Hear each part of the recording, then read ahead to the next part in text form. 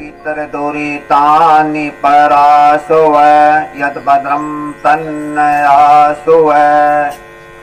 साथियों, आज देश जिस माहौल में, जिस वातावरण में और जिन परिस्थितियों में है वो बहुत ही विकट है। नेताओं से लेकर गांव के युवाओं तक देश से ज्यादा व्यक्तिगत स्वार्थों को महत्व देते हैं। धर्म के नाम पर लोगों ने अपना धंधा चला रखा है, और चाहे अपने आप को हिंदू धर्म कहे या मुस्लिम या ईसाई हो, और खाने पीने की चीजों से लेकर दवाइयों तक में मिलावट दिखाई देती है। और देश में नशा तेजी से बढ़ रहा है।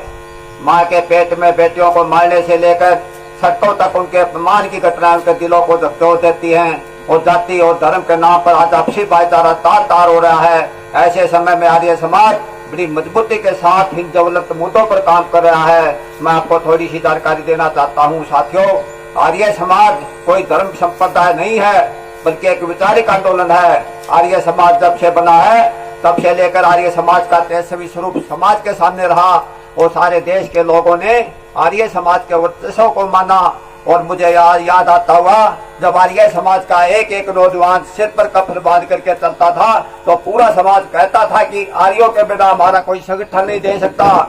लाहौर के अंदर आर्य समाज अनारकली के घोषणा थे कि लाहौर के किसी कोने में यदि किसी को किसी प्रकार की कोई तकलीफ हो, कष्ट हो, वो आर्य समाज अनारकली में आकर के अपनी शिकायत दर्ज कराएं। आर्य समाज का कार्यकर्ता सूरज छपने से पहले उसके घर जाकर के पूछेगा, भाई आपको क्या तकलीफ है। आपने आर्य समाज मंदिर में अपनी शिकायत भेजी है, और मुझे आर्य समाज के अधिकारियों ने भेजा है आपकी मदद करने के लिए।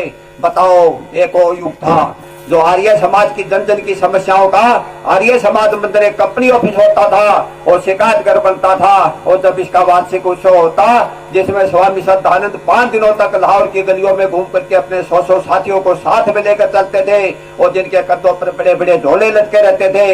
एक तरफ रद्दी अखबार बांधते तो दूसरी तरफ आटा बांधते थे। 5 दिनों तक रद्दी अखबार और आटे के ढेर लग जाते थे, और जो रद्दी अखबार होते उनको बेच करके उपदेशकों की दक्षिणा उपहार में दी जाती, और जो आटा होता वो वहां शरीर लंगर पर चलता। 5 दिनों तक आर्य समाज अनारकली के इतिहास में लिखा है कि 2-2 लाख लोगों की भीड़ वहां पर उमड़ा करती थी आर्य उपदेशकों के विचार सुनने के लिए। आर्य का मतलब है कि श्रेष्ठ समाज, आर्य का मतलब है कि अन्याय के खिलाफ आवाज उठाने वाला और गरीब के साथ कंधे से कंधा मिलाकर चलने वाला और अन्याय के खिलाफ आवाज उठाने वाले का नाम आर्य होता है। आज मैं आपको कहना चाहता हूँ साथियों, आज समाज को एक उज्जवल और एक तेजस्वी संगठन का रूप देना है तो अपने जीवन के चरित्र के अंदर वो चीज डालनी पड़ेगी जो हमारे पूर्वजों के जीवन के अंदर थी। राम प्रसाद बिस्मिल पागल नहीं था जिन्होंने देश की आजादी के लिए बड़ी जवानी में उसने फांसी के फंदे को चुना, और भगत सिंह पागल नहीं था जो 23 साल 5 महीने और 26 दिन के अंदर वो नौजवान हंसते हुए फांसी पर चढ़ गया। उनको उस आजादी का क्या मिला? जिन्होंने हमारे लिए, हमारे देश की जनता के लिए अपना पूरा जीवन न्यौछावर कर गए वो नौजवान। आज हमें उन नौजवानों से प्रेरणा लेने की जरूरत है, और मैं आज के नौजवानों से कहना चाहता हूँ, आज के नौजवान के जो जीवन के दायरे हैं वो बहुत छोटे हो चुके हैं। उसकी प्रायोरिटी, उसकी प्राथमिकताएं बदल गई हैं। उसकी प्राथमिकता ये है कि पहनने में कैसे महंगे ढंग की टी शर्ट और जींस का मिलान और रंग कैसा हो, और उसके खाने पीने और रहने का सत्र कैसा हो, और एक भौतिकतावादी मानसिकता आज पूरे के पूरे युवा वर्ग पर हावी है। जब हम उनको कहते हैं कि तपस्वी बनो, उस समय ना तो नौजवान चाहते हैं और ना उसके परिवार के लोग चाहते हैं। और इतवार के दिन जब छोटे बच्चे सोते हैं तो माता पिता भी उनको कहते हैं कि आज इनको मत उठाओ, इनको आराम करने दो। आज तपस्या से विपरीत जीवन बना करके हम लोग ये मान बैठे हैं कि पूरी दुनिया पर विश्व विजय हम ही हो गए हैं। ये सब सुन करके मुझे आश्चर्य होता है। हम अंधेरे में हाथ मारे जा रहे हैं, मूल में भूल है। हम मूल को नहीं समझ रहे कि मूल कहाँ है। मूल है हमारे वेदों की संस्कृति के अंदर। आज वो मूल छूट गया, बच्चों को सीखने का काम हो रहा है। ना सरकार उस पर ध्यान देती, ना धार्मिक संस्थाएं और ना दूसरे लोग सोचते हैं। आज आर्य समाज की एक चिंता है। मुझे याद है जिस समय हम उन बातों को याद करते हैं तो हमारी तरफ लोगों का ध्यान है, और मैं बातों को समेटते हुए संक्षेप में उनका उपसंहार करते हुए कहना चाहता हूँ, साथियों, आर्य जो अपने आप को कहता है वो अपना एजेंडा बदलें, प्रोग्राम बदलें। यदि अन्याय बुरा है तो अन्याय के खिलाफ आवाज उठाने के लिए कौन आएगा? यदि अधर्म बुरा है तो अधर्म के खिलाफ आवाज उठाने के लिए कौन आएगा? यदि किसी की मदद करना सही है तो उसकी मदद करने के लिए कौन आएगा? टेलीविजन के पर्दे बनाने वाले अश्लीलता मेरे देश के नौजवानों के चरित्र पर आक्रमण करी है। उसके विरुद्ध खड़ा होने के लिए, उसके विरुद्ध लड़ने के लिए कौन आएगा?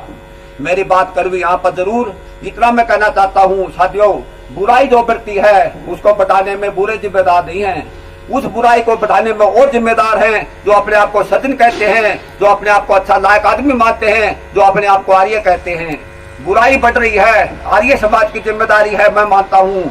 आज हम पूरे देश के सामने खड़े होकर के कहते हैं कि आज हम कमजोर पड़े हैं, उस कमजोरी को निकाल करके बुराई के खिलाफ आवाज बढ़ करके खड़ा होना होगा।